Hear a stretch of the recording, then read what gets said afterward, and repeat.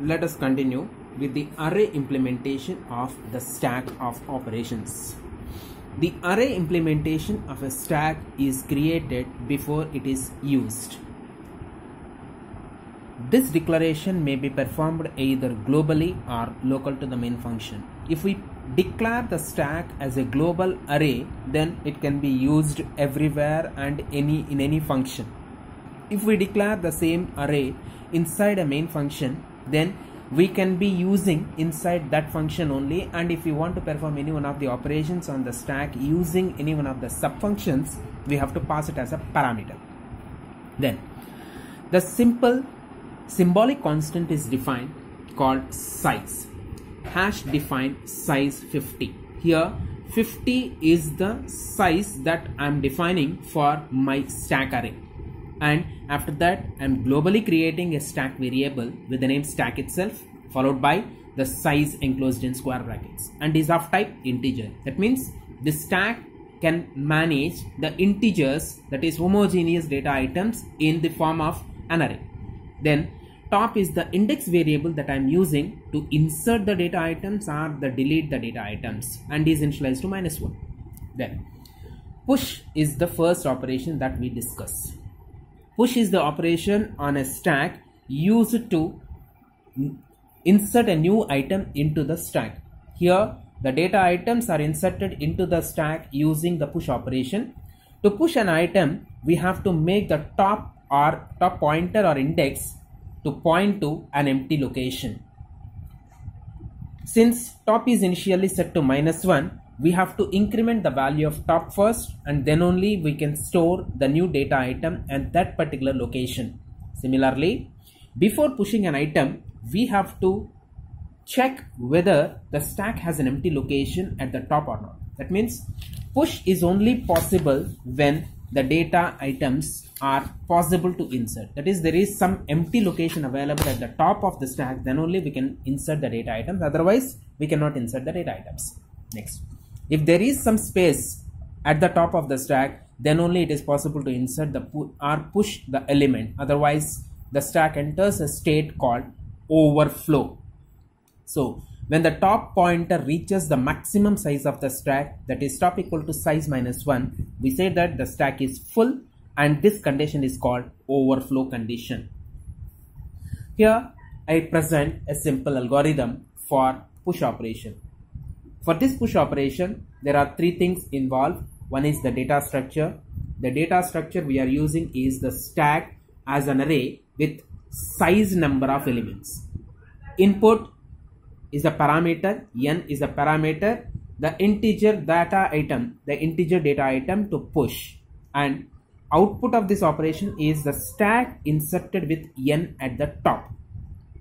And the steps in this algorithm are: we start, then immediately after starting the push algorithm, we verify whether top is reaching or has reached to the size -1 or not. If top value is equal to size -1, then we say stack overflow. So this check is for full, stack full. If the value of top is not equal to size -1, then the algorithm proceeds to the insert operation. Otherwise, it is terminated. Initially top is -1 equal to size -1, that is 49 is false, so it moves down to this. And here first we have to increment the value of top so that top points to an empty location. Increment top point to an empty location. Then set n in that topmost element location of stack. That's what is given here. Store or assign the value of n at top index of the stack. Next, we have the pop operation as usual. The delete operation on a stack is called the pop operation. In this operation, the topmost data item available can only be removed. That is, the stack follows the LIFO ordering. Whatever the item that is entered into the stack is the only item that can be removed first. If we want to remove the topmost item, we must ensure that the stack is having some elements in it. This leads to another condition on a stack called empty condition. That condition is also called underflow.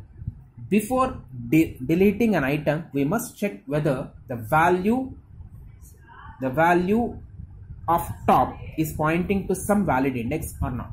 If top is not pointing to -1, it means that there are some values present in it, then you can delete it. Otherwise, if top equal to -1, then stack is empty. When the value of top is equal to -1, we cannot delete any item. This situation is called empty stack.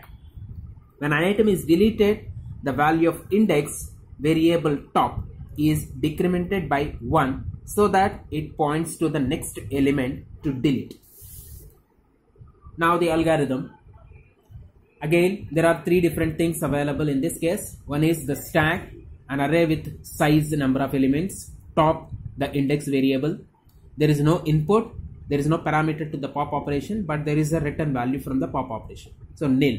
Then the output of this function is the topmost element which is stored in n and is returned to the main function.